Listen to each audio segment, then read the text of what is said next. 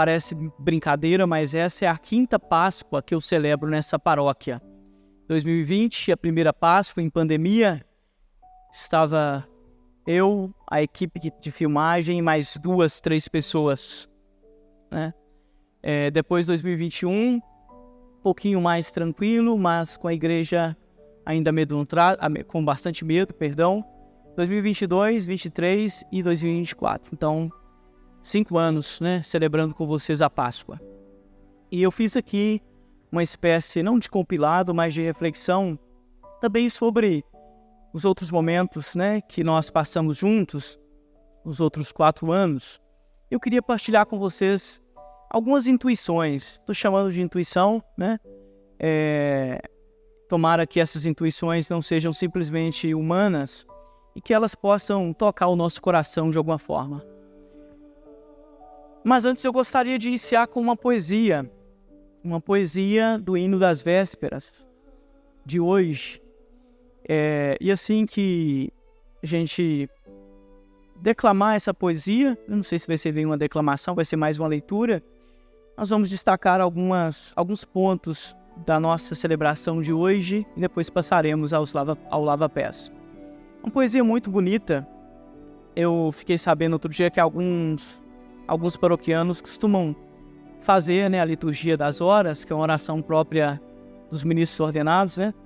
É verdade? Daqui uns dias, ainda se não assumiu o compromisso, mas assumirá, e da vida religiosa. Tem textos belíssimos, eu recomendo.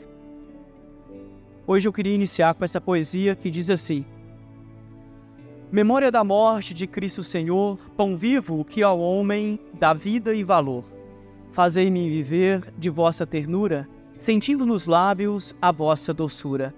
Fiel pelicano, Jesus meu Senhor, lavai-me no sangue a mim pecador, pois dele uma gota já salva e redime a todo o universo dos laços do crime. Queria que vocês ficassem em pé neste momento e fizessem comigo essa estrofe, que vocês rezassem juntos. Olha que lindo, que vocês não somente rezassem, mas que vocês pudessem ir meditando aquilo que esse poema tão belamente diz sobre Jesus, né? Sobre o nosso Senhor.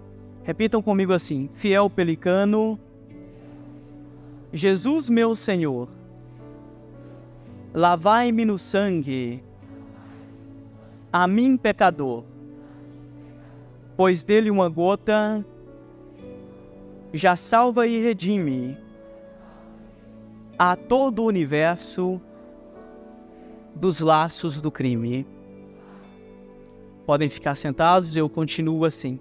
Enfim, contemplando na glória dos céus o vosso semblante, sem sombras nem véus, irei bendizer-vos, Jesus sumo bem, ao Pai e ao Espírito, nos séculos. Amém. Meus queridos irmãos e irmãs, instituição da Santa Ceia e do sacerdócio, destaco então algumas coisas, ou algumas palavras, algumas intuições para a nossa reflexão. Enquanto nós preparávamos a Eucaristia, mais do que preparávamos a Eucaristia, preparávamos já o início dessa celebração, nós fizemos uma oração ali na sacristia, na qual eu pedi a todos os ministros extraordinários da Sagrada Comunhão que estavam presentes. Eu quero estender esse pedido aos demais ministros que estão aí, ou aos nossos candidatos ao ministério, que vivam de forma muito intensa o dia de hoje, né?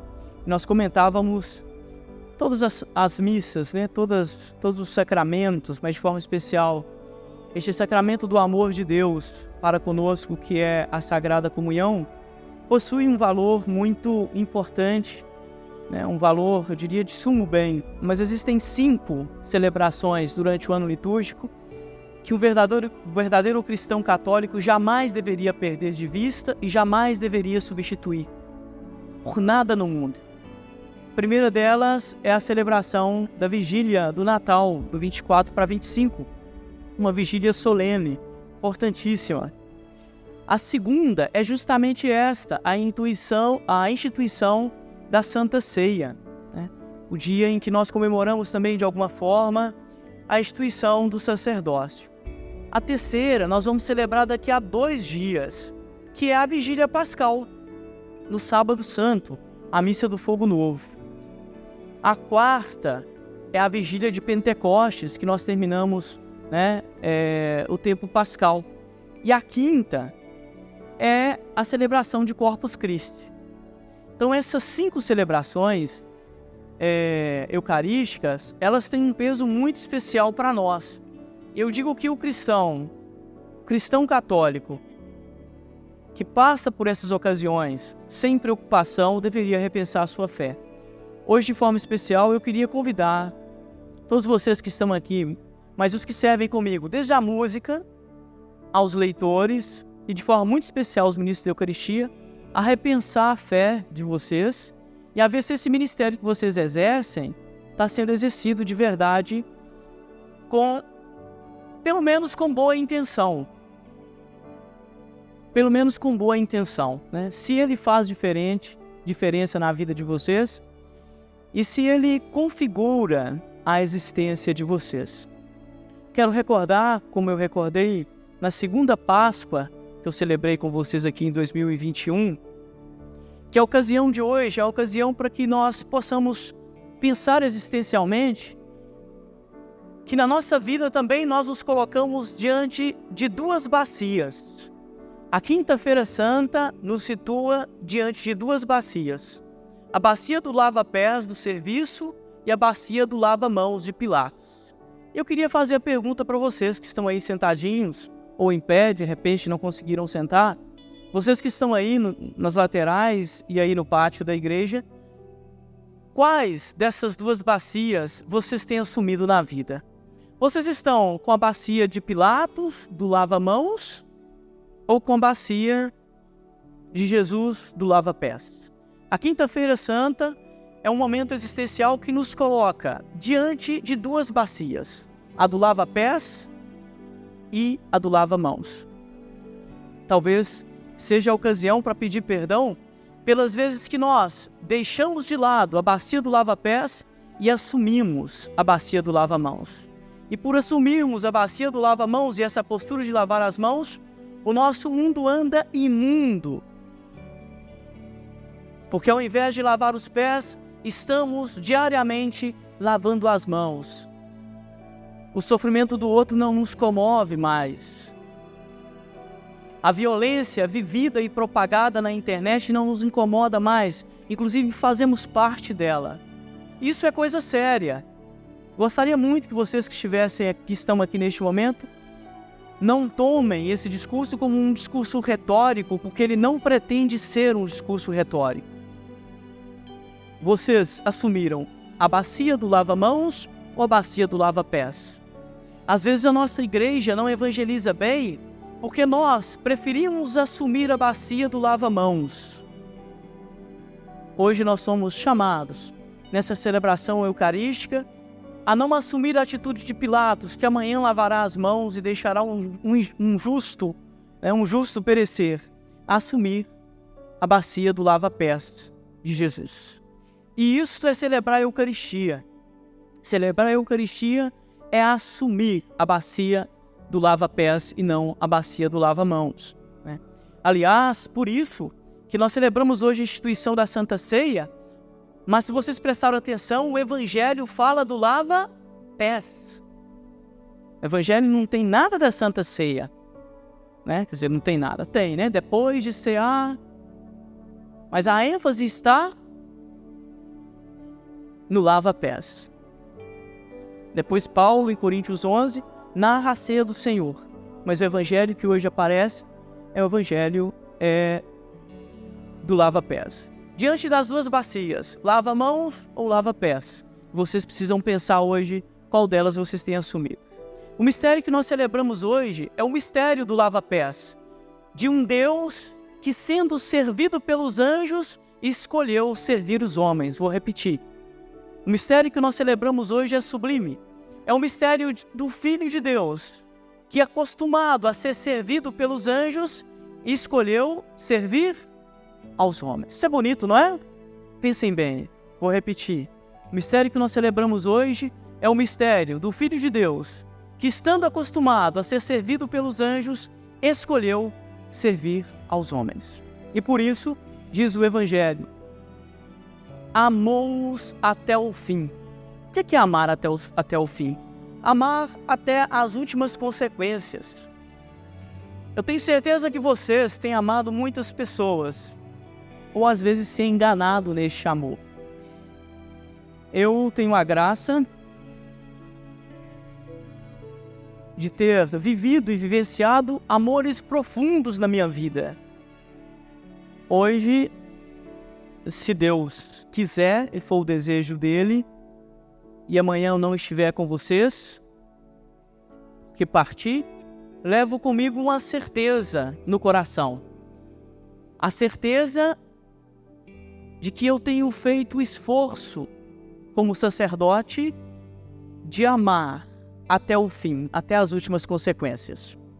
E amar até o fim dói muito, porque supõe perdoar as traições, supõe receber as cusparadas que Jesus recebeu ou o beijo falso de Judas.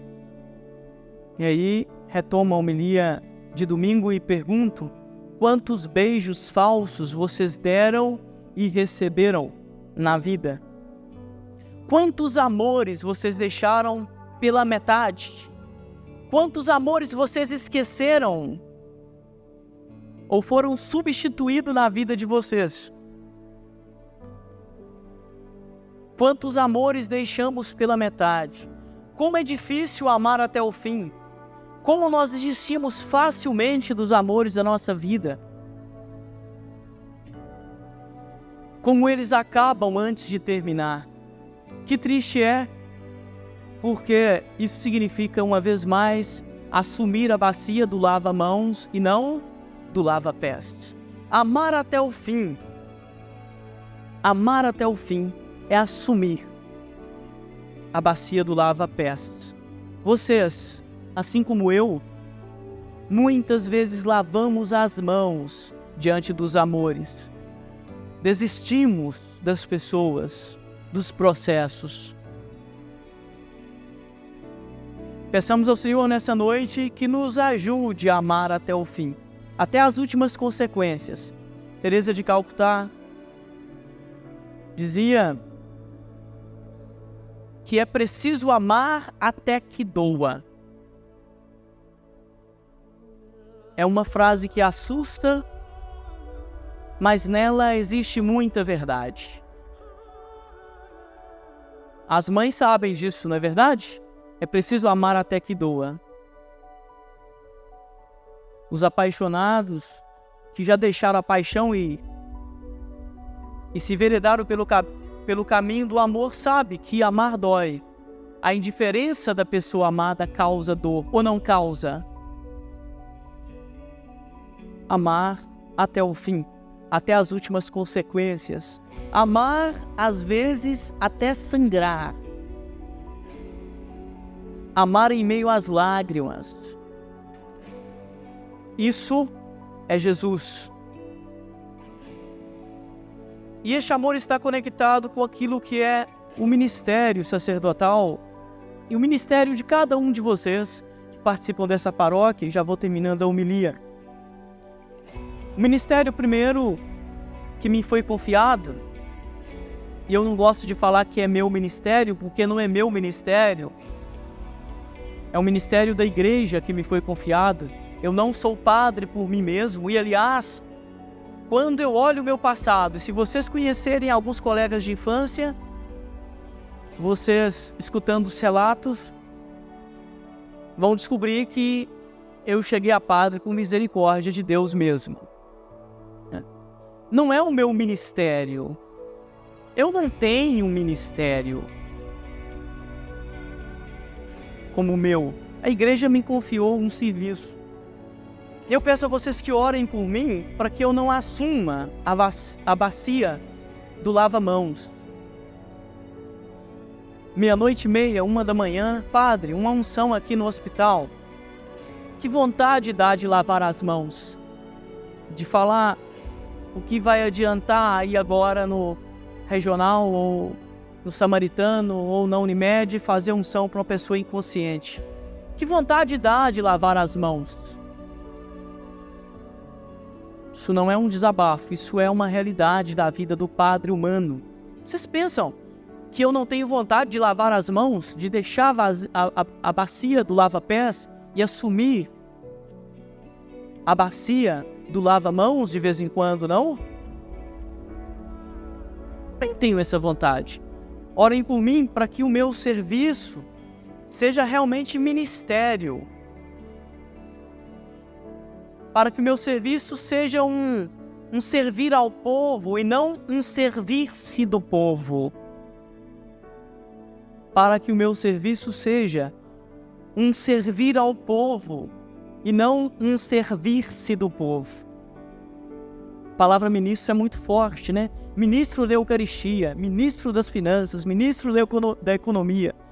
Se a pessoa tivesse noção do que significa a palavra serviço, aliás, a palavra ministro, que é a palavra do servidor, daquele que se inclina para lavar os pés, daquele que serve ao povo e não se serve do povo, teríamos talvez outro mundo. Que essa intuição cristã, do ministério possa atingir os rincões deste mundo. Que Jesus possa reconfigurar a nossa vida, que diante dele possamos fazer sempre a opção pela bacia do lava-pés e rejeitar a bacia de Pilatos. Louvado seja o nosso Senhor Jesus Cristo.